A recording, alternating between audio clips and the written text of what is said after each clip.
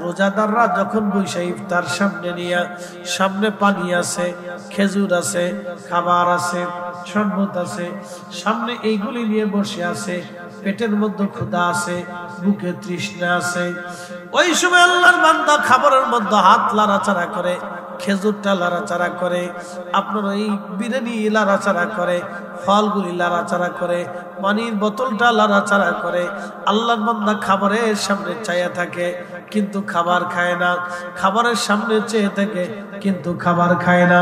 ঠিক তখনই আমার রব আমার আল্লাহ ফেরেশতাদেরকে ডাক দেখায়, ফেরেশতারা রে, তোমরা আমার এই বান্দা সৃষ্টি করতে ভেটো দিয়েছিলা, তোমরা বলছিলা ওয়া নাহনু নুসাব্বিহু বিহামদিকা ওয়া নুকাদ্দিসু লাক, তোমরাই বলে তাসবিহ করবে, তোমরা বলে জিকির করবে, তোমরাই বলে হাম করবে। এ ফেরেশতারা রে, দেখ আমার বান্দা সৃষ্টি করতে নিষেধ করেছিলি, আমি আল্লাহ তাদের ক্ষুধা দিলাম, খাবারও সামনে দিলাম, রোজা দিলাম, হুকুম দিলাম, সূর্য ডোবার আগে তারা ইফতার করবে না। দেখলে ফেরেশতারা খাবারও সামনে আছে, পানিও সামনে আছে, পেটে ক্ষুধাও দিয়েছি, কলিজায় তৃষ্ণাও আমি আল্লাহ দিয়ে দিয়েছি, আবার নির্দিষ্ট সীমানাও আমি আল্লাহ দিয়ে দিয়েছি। ফেরেশতারা রে, আমার বান্দারা, আমি আল্লাহর ভয়ে একটা খেজুর তারা মুখে দেয় না, আমি আল্লাহর ভয়ে পানিও মুখে দেয় না, অথচ কলিজায় তৃষ্ণা, পেটের মধ্যে বিরাট বড় ক্ষুধা।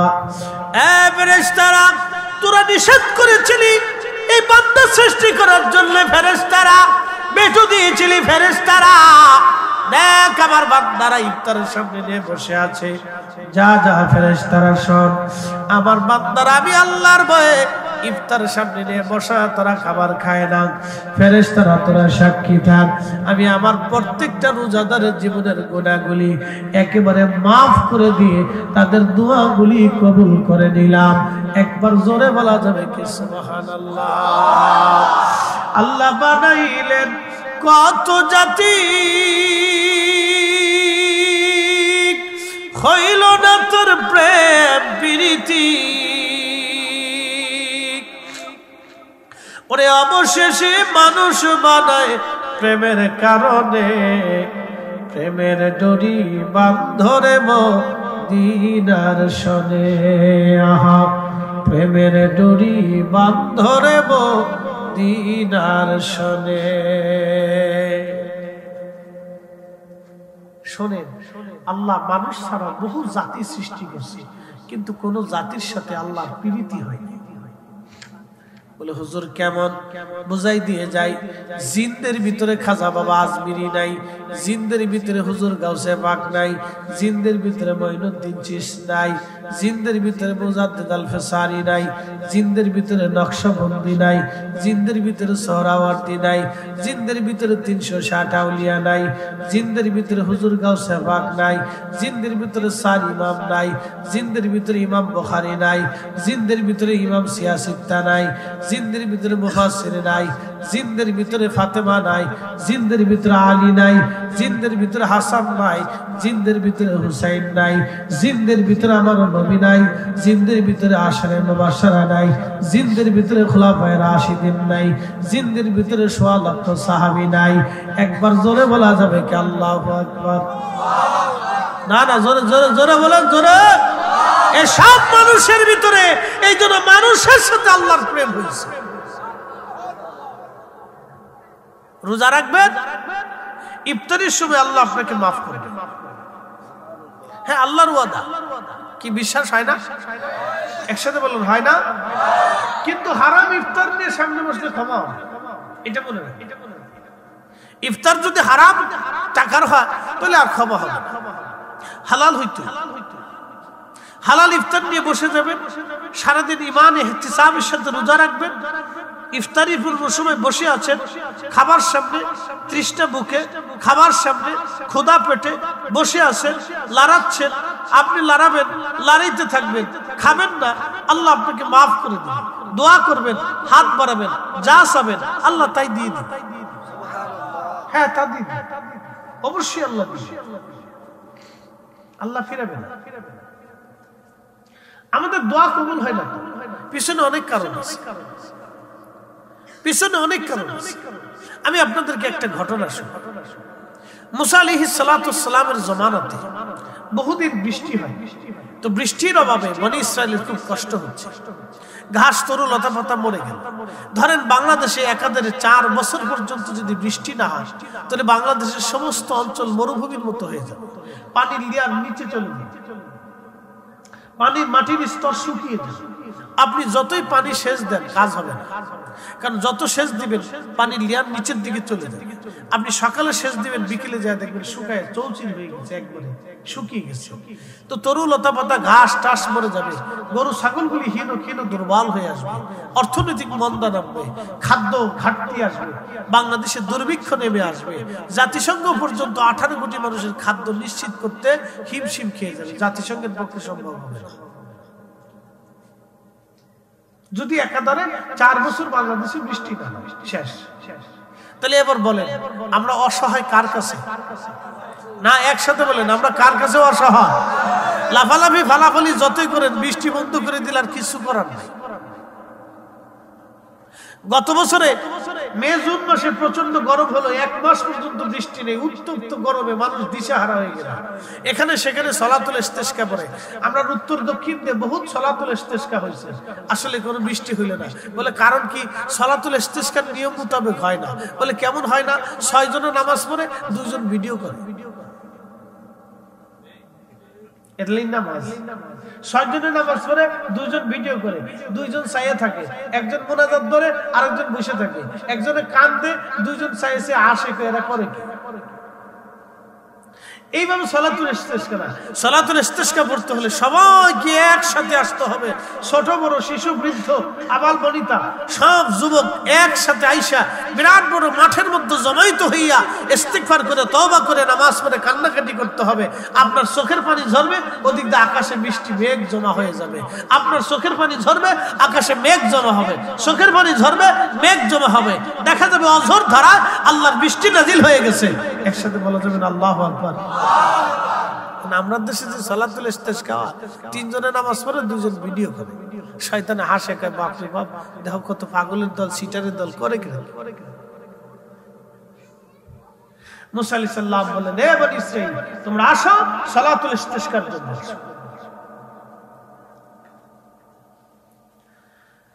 হযরত মুসা নবী সলাতুল ইস্তেসকার জন্য বনি ইসরাইলের লক্ষ লক্ষ মানুষকে দাওয়াত করলেন। বনি ইসরাইলের লক্ষ লক্ষ মানুষ সলাতুল ইস্তেসকা পড়ার জন্য আসছে। সলাতুল ইস্তেসকার নামাজ পড়ার জন্য যখন লক্ষ লক্ষ মানুষ আসলো, আল্লাহর নবী মুসা নামাজ পড়লেন, দোয়া শুরু হলো। দোয়া যখন শুরু হলো, দোয়া শেষ হয়ে গেল, বৃষ্টি তো হলো না। আকাশে যা মেঘ ছিল, কিছু মেঘ কেটে একেবারে আকাশ পরিষ্কার হয়ে গেল।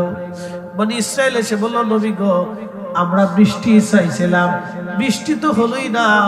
বৃষ্টি না হয়ে আকাশে মেঘ যা ছিল এটা কেটে উড়ে চলে গেল, আকাশ পরিষ্কার হয়ে গেল, হলোটা কি? আল্লাহ নবী মুসা বললেন, তোমাদের অধিক গুনার কারণে আমার রব আল্লাহ বেজার হয়ে গেছে।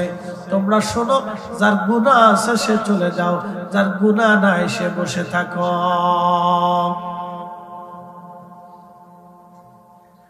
বনি ইসরায়েলের অর্ধেক মানুষ চলে গেল, লক্ষাধিক মানুষ বসে রইল, বাকি লক্ষ লক্ষ মানুষ চলে গেল। আল্লাহ নবী মুসা আলাইহিস সালাম আবার সলাতুল ইস্তেসকা শুরু করলেন, নামাজ শেষ করলেন, দোয়া করলেন। দোয়া হলো, বৃষ্টি তো হলোই না, আরো আকাশে গরম পড়া শুরু হলো। ইমাম আবুল ফারাজ ইবনুল জাওজি 900 বছর আগে তার কিতাবের মধ্যে তিনি লিখতেছেন, বৃষ্টি তো হলোই না, বৃষ্টি না হইয়া আরো প্রচন্ড গরম পড়া শুরু হয়ে গেল। বনি ইসরাইল ডাক ডাকায়, নবী গো, আমরা বৃষ্টি চাইছিলাম, এখন আকাশ জুড়ে মেঘ পরিষ্কার হয়ে গরম শুরু হয়ে গেল, হলোটা কি? বৃষ্টি কমে না।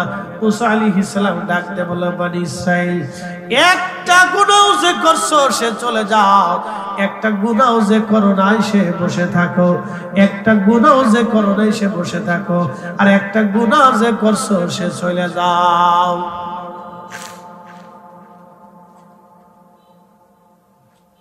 কি বুঝলেন? আজকে যদি বলা হয় এই খোশবাস কাদরিয়া দরবারের তাবারকের সময় যদি বলা হয় যাদের গুনাহ আছে তারা চলে যায়, আর যাদের গুনাহ নাই তারা বসে থাকে, কি অবস্থা হবে বলেন? মাঠ ক্লিয়ার, মহিলা পুরুষ কেউ থাকবে না, শুধু বাচ্চারা থাকবে, আর কদ্দুর ফাগল টাগল থাকলে দু একটা থাকতে হবে, যা বাদ বাকি যা আছে সব চলে যাবে। শ্রোতাও যাওয়া লাগবে, বক্তাও যাওয়া লাগবে, কমিটিও যাওয়া লাগবে, পীর সাহেব হুজুরও যাওয়া লাগবে, কামও যাই সবারই গুনাহ। এর জন্য আমরা আল্লাহর কাছে মাফ চাবো, কথা কন ঠিক কিনা? এর জন্যই মাফ চাবো, যেহেতু আমাদের গুনাহ আছে, এর জন্য বেশি বেশি মাফ চাইতে হবে, এর জন্য বেশি বেশি দোয়া করতে হবে, কথা কন না ঠিক কিনা? বেশি বেশি দোয়া করতে হবে। তো সব বনি ইসরাইল চলে গেল, সারা মাঠের ভিতরে লক্ষ লক্ষ মানুষ চলে যাওয়ার পরে মাত্র একজন মানুষ বসে নিছে, তো বেটা কানা। এটা কি একসাথে বলে, জোরে বলে, তাও লোকটা অন্ধা মাঠের এক কোনায় চুপচাপ মাথা নিচু করে বসে আছে। সারা মাঠের মধ্যে নবী মুসা কালিমুল্লাহ সারা মাঠের মধ্যে তাকিয়ে দেখলেন মাঠের ভিতরে কোনো মানুষ নাই, লক্ষ লক্ষ বনি ইসরাইল সব চলে গেছে, মাত্র একজন লোক বসে আছে অন্ধ। হযরত নবী মুসা আলাইহিস সালাম অন্ধের কাছে যা বলেন, এ অন্ধা, সমস্ত মানুষ চলে গেল, তুমি তো দেখো না সব মানুষ চলে গেছে, অন্তরে তুই কি শুনিস নাই আমি বলেছি একটা গুনাহ যার আছে সে চলে যাবে, একটা গুনাহ যার নাই সে বসে থাকবে, অন্তরে সব চলে গেল, তুই কেন বসে আছিস? আরে অন্ধা, তুই কেন বসে আছিস? সব তো চলে গেছে। অন্ধ ডাক দিয়ে বলল, হুজুর হুজুর, আমি শুনছি আপনার ঘোষণা, কিন্তু মানুষ চলে গেছে আমি এটা দেখি নাই, আমি অন্ধ। আমি আপনার ঘোষণা শুনছি নবী মুসা গো, আপনি বলেছেন একটা গুনাহ যে করছে সে চলে যাবে। ও আল্লাহর পয়গম্বর, আমি আল্লাহর বান্দা, জীবনে কোনোদিন কোনো গুনাহ করছি আমার মনে পড়ে না, তবে জীবনে একটা ভুল করেছিলাম, যদি গুনাহ হয়ে থাকে আমি চলে যাব, আর যদি গুনাহ না হয় আমি অন্ধ আজ বসে থাকবো।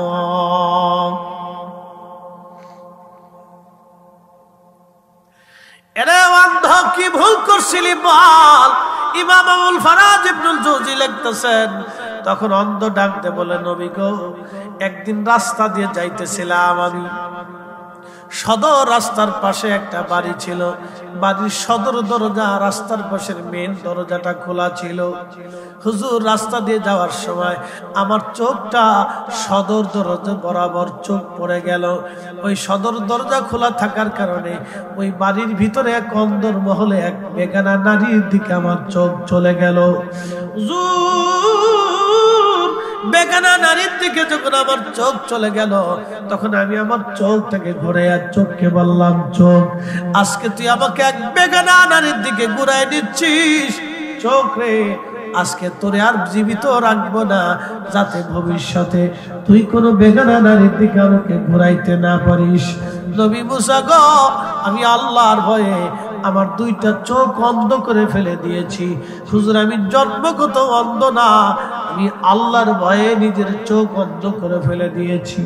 হুজুর, গুনাহ যদি হয় আমি চলে যাব, গুনাহ যদি না হয় আমি আজ বসে থাকবো।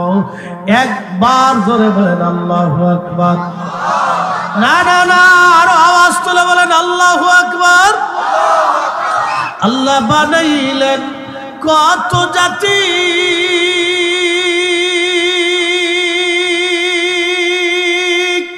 হইল না তোর প্রেম প্রীতি, ঠিক না? অবশেষে মানুষ বানায় প্রেমের কারণে, প্রেমের ডরি বান্ধরে মদিনার শনে, আহা, প্রেমের ডরি বান্ধরে মদিনার শনে।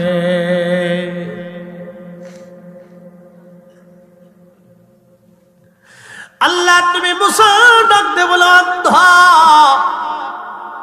অন্ধরে আর বুঝার বাকি নাই রে অন্ধ, তুই যাবি না, বসে থাকো। আল্লাহর বান্দা হাত বাড়াও আসমানে, দোয়া করলে আজ বৃষ্টি হবে রে অন্ধ। আল্লাহ looks not to your figures and wealth. আল্লাহ মানুষের সুন্দর চেহারা আর স্বাস্থ্যের দিকে আল্লাহ তাকায় না। আল্লাহ looks to your heart. আল্লাহ আপনার আত্মার দিকে তাকাবে, কলবের দিকে তাকাবে। আপনাদের সামনে যিনি বক্তব্য দিচ্ছেন তিনি জহিরুল ইসলাম ফরিদি। জহিরুল ইসলাম ফরিদি তিনি বক্তব্য দেয়, তার বডিটা একটা মাত্র কায়া, কিন্তু ভিতরে যিনি, তিনি আল্লাহর হুকুমে এসেছেন, আবার তিনি আল্লাহর হুকুমে চলে যাবে। আল্লাহর বডির সাথে বক্তব্য হবে না, আল্লাহর বক্তব্য হবে রূহের সাথে। এই জন্য কুরআন আল্লাহ বলেন, ইয়া আইয়াতুহান নাফসুল মুতমাইন্না তুরজিই ইলা রাব্বিকি রাদিয়াতাম মারদিয়া ফাদখুলি ফি ইবাদি ওয়াদখুলি জান্নাতি। একবার জোরে বলা যাবে কি মারহাবা।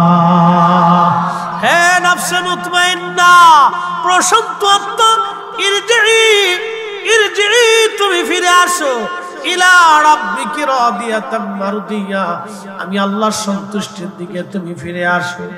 আমি আল্লাহ তোমার উপরে খুশি, তোমাকে যেই কারণে দুনিয়াতে পাঠাইছিলাম তুমি সেই কারণ আদায় করেছো।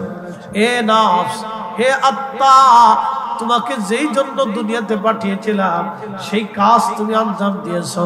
তুমি নামাজ পড়েছো, তুমি রোজা রেখেছো, হক হালাল মতো চলেছো। আমি আল্লাহ আমার রাসূলের তরিকা মোতাবেক তুমি জিন্দেগি তুমি কায়েম করেছো। হে নফস, চলে আসো, ইরজিই ইলা রাব্বিকি রাদিয়াতাম মারদিয়া, আমি আল্লাহর সন্তুষ্টির দিকে তুমি চলে আসো। আমি আল্লাহর সন্তুষ্টির দিকে তুমি চলে আসো। আমি আল্লাহর সন্তুষ্টির দিকে তুমি চলে আসো। ফাদখুলি ফি ইবাদি ওয়াদখুলি জান্নাতি, আমার ইবাদত গুজার বান্দারা যে জান্নাতের মধ্যে থাকে তুমি সেই জান্নাতে চলে আসো। এই জন্য আল্লাহ নফসের সাথে কথা বলবে, বডির সাথে আল্লাহর বক্তব্য হবে না। চেহারা আপনার যাই হোক, চেহারা দেখে আল্লাহ ফয়সালা করবে না। চেহারা দেখে যদি আল্লাহ ফয়সালা করতো তাহলে হযরত বেলালের জিন্দেগিতে কিছুই পেতেন না। আর অর্থ সম্পদ দিয়ে যদি আল্লাহ ফয়সালা করতো, থাক না, যদি অর্থ সম্পদ দিয়ে আল্লাহ ফয়সালা করত, অর্থ সম্পদ দিয়ে যদি আল্লাহ ফয়সালা করত তাহলে হযরত ওয়াসাল কারণী জীবনে কিছুই পেতেন না। চেহারা দিয়ে যদি আল্লাহ ফয়সালা করত হযরত বেলাল জীবনে কিছুই পেতেন না। অতএব চেহারা দেখে আল্লাহ ফয়সালা করবে না, আল্লাহ ফয়সালা করবে কাল দেখে, আত্মা দেখে, আত্মা দেখে কাল দেখে, কাল দেখে আল্লাহ ফয়সালা করবে। কথা বলেন ঠিক কিনা? আল্লাহ নবী বললেন, ওরে আমার উম্মত, তোমার বডির মধ্যে একটা গোশতের টুকরা আছে, ইজা সালুহাত সালুহাল জাসাদ, যদি ওই গোশতের টুকরাটা সুস্থ থাকে, পবিত্র থাকে, তাহলে তোমার পুরা বডিটা পবিত্র, পুরা দেহ পবিত্র, পুরা দেহ পবিত্র। আর ওই গোশতের টুকরা যদি নাপাক হয়ে যায়, অপবিত্র হয়ে যায়, অসুস্থ হয়ে যায়, থাক না, ডিস্টার্ব করিস না, ওর ডিস্টার্ব করলে ফেরা। হ্যাঁ ঠিক আছে, বসে থাকো, অসুবিধা হুজুরের ডাকটা কি? আল্লাহর নবী তার নাতি পুত্রী নিজে কাঁধের উপরে নিয়ে দিচ্ছে। কি কথা কর না কেন? ইমাম হাসান হোসেন আল্লাহ রসুলের কাঁধের উপরে মারহাবা কর না। বাচ্চাদের কোনো আইব নেই। ও হুজুরও চেনে না, বক্তাও চেনে না, প্রধানমন্ত্রীও চেনে না, রাষ্ট্রপতিও চেনে না। ওর কাছে কোনো ছাতার কোনো ভ্যালুই নেই। কি কথা কর না কেন? ও কাউরে চিনি না, বিশ্বামও চিনি না, ওর অলিও চিনি না। অলিরা ওদেরকে মহব্বত করে। ঠিক আছে, ঠিক আছে, তুমি কথা কই না, ও আসো, তুমি আজকে প্রধান অতিথি, চিন্তার কারণে যাও। ও আজকের প্রধান অতিথি, অসুবিধা নেই। আতিফুল রিসালুল মুস্তাকবির, আজকের শিশু আগামী দিনের ভবিষ্যৎ। আমরা জানি না এই বাচ্চাটা ভবিষ্যতে কি হবে, আমরা কেউ জানি না। অনেক বড় ওলিও হতে পারে, কি কথা ঠিক আছে না ভাই? অনেক বড় ইঞ্জিনিয়ার হতে পারে, বিজ্ঞানী হতে পারে, প্রেসিডেন্ট হতে পারে।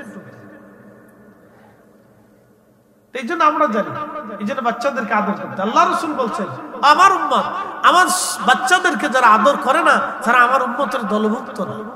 একসাথে বলবেন আল্লাহু আকবার। আল্লাহ রাসূল বলছেন, বাচ্চাদেরকে যারা আদর করে না, তারা আমি নবীর উম্মতের দলভুক্ত না। প্রিয় নবী নামাজ পড়তেন, হাসান হুসেন কাঁধের উপরে এসে বসে থাকতেন। নবীজি নামাজ থেকে উঠে না সিজদায় পড়ে রয়েছে। সাহাবায়ে কেরাম মনে করছে হুজুর মনে হয় দুনিয়াতে নাই, অথবা ওহী আসছে। নামাজ শেষ হয়ে যাওয়ার পরে নবী বললেন, সাহাবীরা বলল, হুজুর এত বড় লম্বা সিজদা জীবনে কোনোদিন দেখি নাই। আল্লাহ নবী ডাক দিয়ে বলেন, সাহাবীরা রে, আমার হাসান হুসেন আমার কাঁধের উপরে বসেছিল, আমি উঠলে ওরা পরে ব্যথা পায়, তো আমি চাই না ওরা কষ্ট পাক। একবার জোরে বলা যাবে কি মারহাবা? আল্লাহুম্মা সাল্লি আলা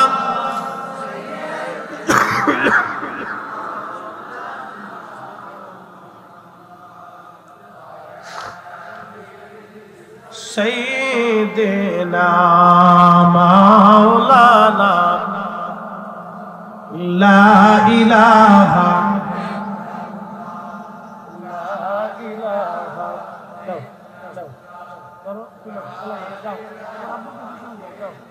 চলে যাও, লা ইলাহা ইল্লাল্লাহ, লা ইলাহা, জোরে লা ইলাহা, হাসবি আল্লাহ মা ফি কলবি গায়রুল আহা নূর মুহাম্মদ, বলি নূর মুহাম্মদ, বলি লা ইলাহা ইল্লাল্লাহ, লা ইলাহা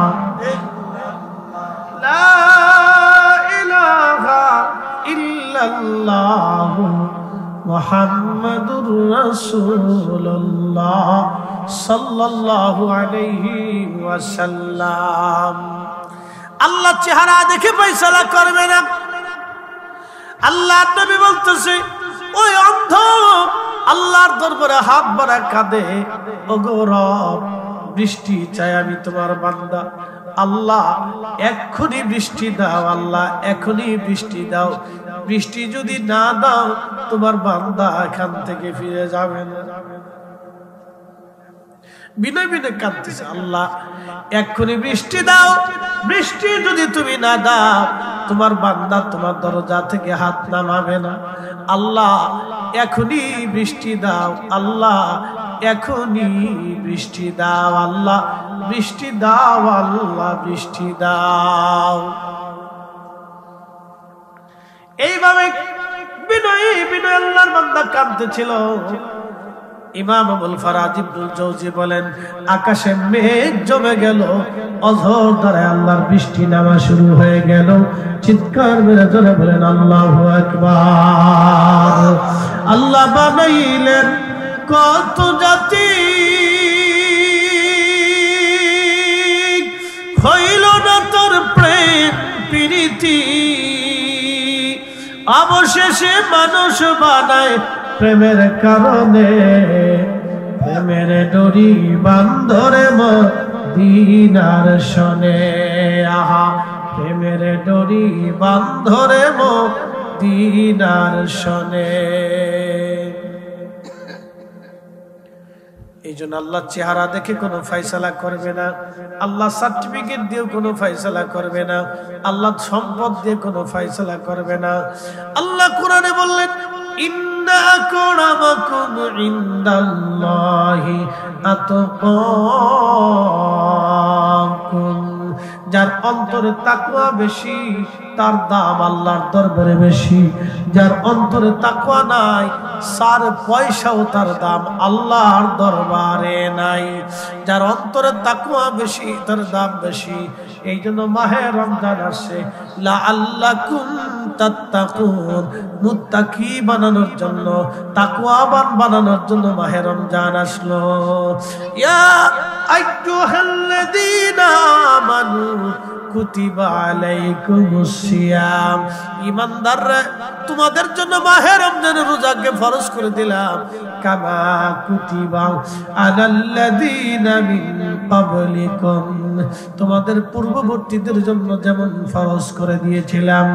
লাআল্লাকুম তাত্তাকুন, যাতে তোমরা মুত্তাকি হতে পারো সেই জন্য তোমাদেরকে মাহে রমজান দিয়েছি। শুধু একাকী ইফতার করবেন না, প্রতিবেশীদের খোঁজ খবর নেবেন, আত্মীয় স্বজনদের খোঁজ নেবেন। সর্বপ্রথম আত্মীয়দের মধ্যে যারা দরিদ্র আছে তাদের খাদ্য নিশ্চিত করবেন মাহে রমজানে, তাদের বাড়ি ইফতার পাঠাবেন, খাবার পাঠাবেন। 2 নাম্বার, প্রতিবেশী যারা আছে তাদের ঘরের মধ্যে আপনি খাবার পাঠাবেন। অবশ্যই তারা ক্ষুধার্ত থাকলে আর আপনি রোজা রাখলে আপনার রোজায় জান্নাত মিলবে না। আপনার প্রতিবেশী ক্ষুধার্ত থাকবে, রোজার ক্ষুধার্ত থাকবে, আর আপনি পেট ভরে খেয়ে ইফতার করবেন, সেহরি করবেন, আপনি রোজাদার হবেন না, রোজা কবুল হবে না, রোজা হয় কাজ হবে না গো, কাজ হবে না। আমাদের দেশে যে যাকাত হয়ে গেছে এখন হলো রাজনৈতিক যাকাত। রাজনৈতিক যাকাত এটা তো বললে লাভ নাই। আমাদের গুলিস্তানে, ঢাকার গুলিস্তানে একটা মার্কেট আছে যাকাতের মার্কেট। 150 টাকার লুঙ্গি, 200 টাকার পাঞ্জাবি, 300 টাকার তিরমিস। বাপরে বাপ, এই লুঙ্গি পরে মাসখানিক কাজ করার পরে বেটা পেশাব করতে বসে থাপ করে নিজ দিয়ে সিঁড়ে ফাইডে চলে গেছে। ঠিক আছে না ভাই? যাকাত শেষ। শয়তানে চিন্তা করি আমার কত বড় সিটা দিয়ে, আমি 9 লক্ষ বছর ধরে আল্লাহর সেজদা দিচ্ছি, সিটারি করি। শয়তান কিন্তু 9 লক্ষ বছর সিটারি করে না, পরে এসেছেন সিটারি করছে। তো 9 লক্ষ বছর আমি সেজদা দিচ্ছি, সিটারি করি, আর এরা মাত্র 60 বছরের হায়াত পেয়ে কিভাবে সিটারি করে? কি কথা ঠিক আছে না? কিভাবে সিটারি করে? এগুলো বুঝতে হবে। রাজনৈতিক যাকাত, সামাজিক যাকাত, দেখানোর যাকাত, এগুলি সিস্টেম হয়ে গেছে।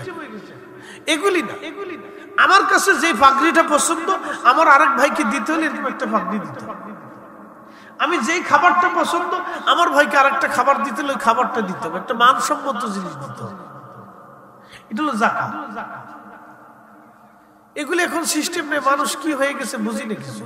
এরা কি আল্লাহর সাথে কি চালাকি করে না এরা আল্লাহর বুকা মনে করে? আমি বুঝি না কিছু। কি ভাবে এরা আল্লাহকে? আল্লাহ জানে। এগুলি যাকাত না প্রিয় ভাই আমার। আল্লাহকে সন্তুষ্ট করতে আমাদের কাজ হচ্ছে আল্লাহকে খুশি করা। আমরা ফিরে যাব আল্লাহর কাছে। মাহে রমজান আসতেছে, একবারে মুখ্যম সময়। প্রিয় নবী বললেন, মান কামা রমাদান ঈমানান ওয়া ইহতিসাবান গুফিরা লাহু মা তাকাদ্দামা মিন যামবি। যে ব্যক্তি রাত্র জেগে হয়ে নামাজ পড়বে, তারাবি পড়বে, ঈমান ও ইহতিসাবের সাথে পড়বে, আমি রাসূল ওয়াদা করলাম, আল্লাহ ওয়াদা করেছে তার জীবনের সমস্ত গুনাহ আল্লাহ মাফ করে দেবে। রাত জেগে জেগে তারাবি পড়তে হবে। কয় রাকাত পড়বেন? 8 রাকাত না 20 রাকাত? একসাথে বলে, জোরে বলে। তাহলে যারা 8 রাকাত বানাইলো তাদের তারাবি ঈমান ইহতিসাবের সাথে হয় না। কারণ তারাবি মূলত 20 টাকা। তাহলে আমি এত দলিল দেব না, শুধু একটু বুঝাই। এদেশে ইসলাম 360 জন আল্লাহর ওলি আনছিলেন, এতে কি কোনো সন্দেহ আছে? তিনারা যে আল্লাহর ওলি ছিলেন, আল্লাহর পেয়ারা ছিলেন, আল্লাহর মেহবুব ছিলেন, তাতে কি কোনো সন্দেহ আছে? আচ্ছা, আল্লাহ কি সবাই ওলি বানায়? প্রেসিডেন্ট ট্রাম্পরে কি আল্লাহ ওলি বানাইছে? প্রেসিডেন্ট পুতিনকে ওলি বানাইছে? প্রেসিডেন্ট শি জিনপিংকে ওলি বানাইছে? সৌদির বাদশারে ওলি বানাইছে? জাতিসংঘের মহাসচিবকে ওলি বানাইছে? আমাদের প্রধান উপদেষ্টা ওই যে ডক্টর ইউনূসকে কি ওলি বানাইছে? না না, আল্লাহ এর কাউরে তো ওলি বানাই নাই। আল্লাহ ওলি কারে বানাইলেন? ওলি যাকে বানাইছে তিনি হুজুর গাউসে পাক, ওলি খাজা মঈনুদ্দিন চিশ, ওলি 360 আউলিয়া, ওলি 12 আউলিয়া, অসংখ্য ওলিরা আল্লাহ তাদেরকে বন্ধু বানাইছে। বন্ধু বানাইছে তারা যেই নীতিতে, যেই পথে, যেই আকীদায়, যেই আমলে ডুবে গেছে, ওই আমলে, ওই আকীদা, ওটাই হলো অরিজিনাল পথ। কথা বলেন ঠিক না বেঠে?